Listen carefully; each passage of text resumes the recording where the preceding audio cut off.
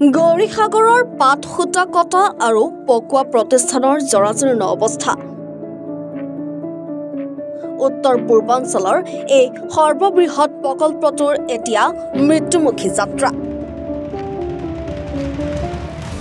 সংশ্লিষ্ট বিভাগৰ অৱহেলাৰ বাবে এই দুৰৱস্থা।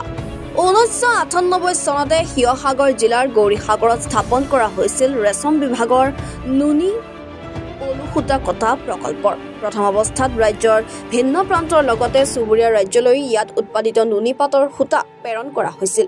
কিন্তু পৰৱৰ্তী সময়ত বিভাগটোৰ অৱহেলাৰ বাবে আৰু সমান্তৰালকৈ পলু পালকসকলৰ আনিহাৰ বাবে প্ৰচুৰ সম্ভাৱনা থকা উদ্যোগটোৰ এই মৃত্যুমুখী যাত্ৰা। প্ৰকল্পটোৰ গৃহসমূহ উৱলি যোৱাৰ লগতে বয়লাৰ আৰু টুইষ্টিং মেচিন দুটা বিকল হৈ পৰিছে।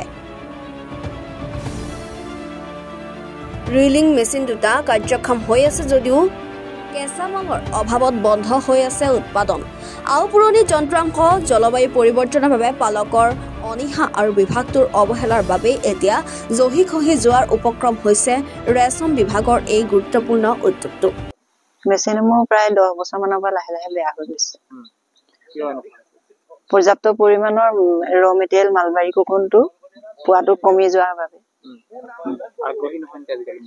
মুগা পোহাত তেখেতলোকৰ আগ্ৰহ কমিছে, আগৰ দৰে নহয়। এইটো আচলতে আধুনিকতাৰ বাবে বুলি ভাবো, আৰু জলবায়ুটোতো আছেই।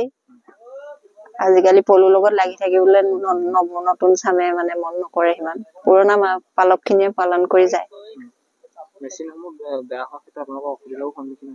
সন্মুখীন হৈছো আমি। আমাৰ মাত্ৰ 2টা বেচিনতহে কাম হয়। 10টা বেচিনৰ ভিতৰত 2টা বেচিন আৰু ওৰটোৰ পাত মিলাই পেলাই আমি চলাই আছো। চৰকাৰক আহ্বান জনাও আমি, মেচিন চেচিন ভাল কৰি দিয়ক, আৰু মানুহখিনিও যদি পোহে তেতিয়া মেচিন ভালদৰে চলি যাব। আমগুৰিৰ পৰা ৱাকিল আহমেদৰ ৰিপৰ্ট, এনি ভাৰত 24।